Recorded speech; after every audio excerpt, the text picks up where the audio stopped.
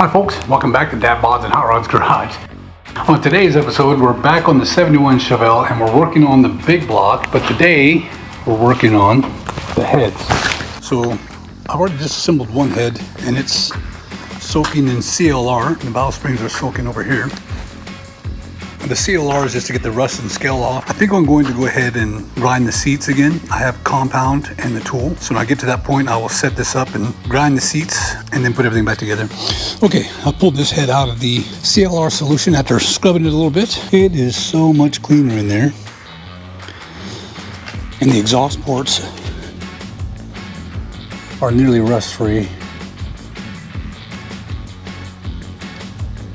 That's what I wanted to see. I wanted to make sure there wasn't any rust in there any longer because it was pretty crusty and it is cleaned up really nicely. So I'm gonna let this dry for a little while. Each one of these for your exhaust, your intake, have a shim, and each shim is a different thickness. So on 8, on the intake side we had one shim. 8 on the exhaust side we had no shim. 6 on the intake side we had this larger shim. 6 on the intake side, on the exhaust side we had these two shims. 4 on the intake side we had one thicker shim. 4 on the exhaust side we had another 2 shims. Super nice in here. Well, I'll figure it out. We're going to measure our valve height. I bought this handy dandy tool on eBay. It's like $17. And as you spin it out, then you measure, and that'll give you your installed height. And since I didn't install or measure the installed height, when I take everything apart, I'm going to measure now.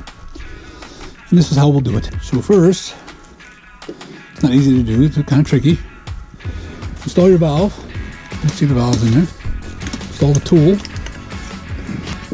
Put on a retainer. Put on your keepers.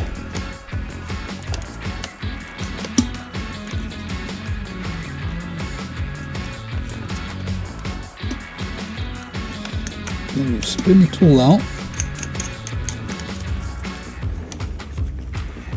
until it dead stops, right? So I'm gonna write down that measurement with this beautiful Sharpie. So number 8 is, we got 788.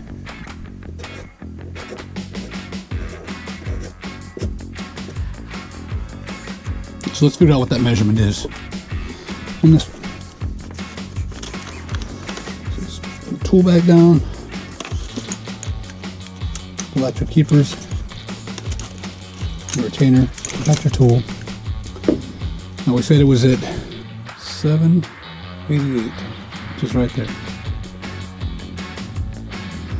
So that measures 1.79.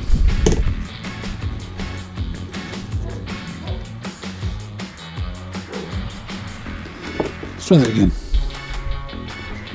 So that would be 7.9.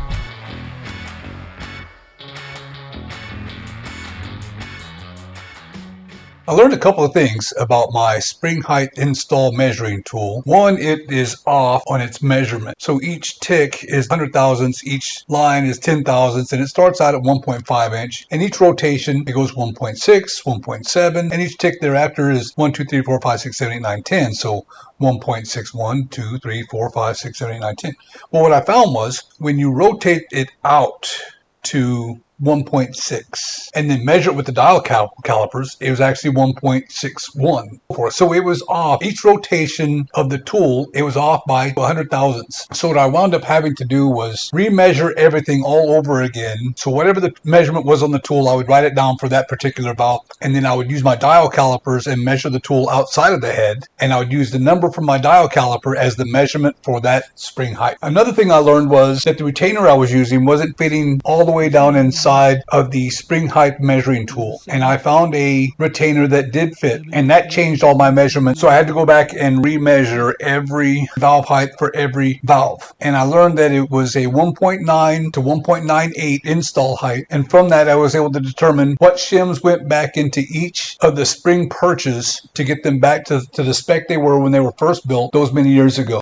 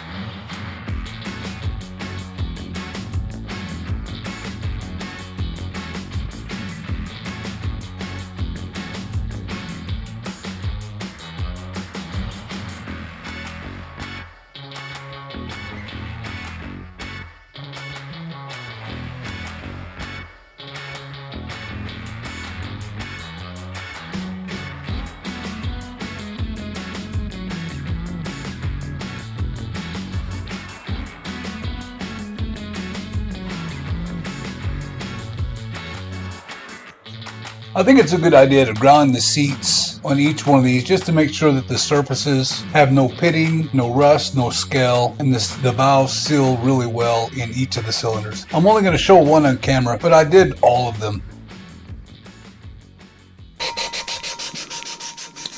So you want to turn it, you can hear it grinding, you can hear that scratchiness. You want to turn it till you put pressure on it, turn it till you can't hear that anymore. Let off the pressure, turn it a little bit, and do it again.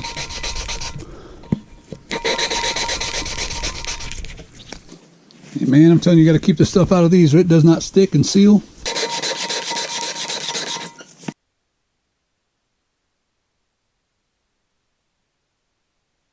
I'll clean off both surfaces and check it. So as you can see, get the light there just right. You can see where it's been ground. Can you see? You can see the different colors where it's been grinding it. So I think that looks pretty good. Let's see how the head looks. Let's see if I got rid of that spot I didn't like. That definitely cleaned it up. That got that stuff out of that spot that I didn't like. So there was some spots here. I didn't want to do all this and have those spots. They kind of look like that, but they were on this lip. And now everything looks really good. So I'm happy with that. I'm going to stop there. Now it's time for final assembly. Everyone knows this process, so I'm going to speed it up and not bore you with all the details.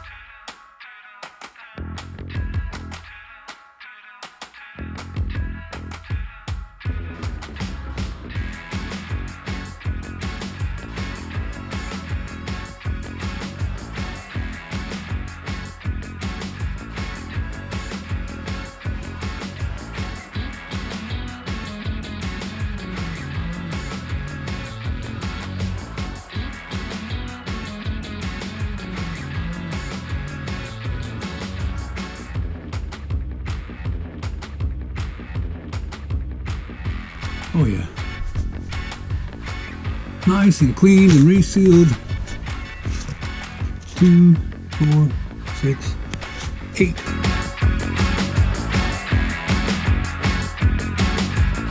I'm happy with the way it turned out. It looks really good.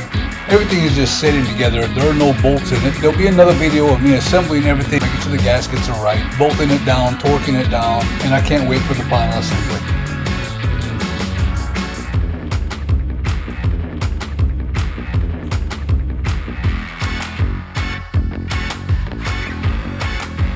Thanks again for tuning in to Dad Bods and Hot Rods Garage. Like, share, and subscribe, and we'll see you in the next episode.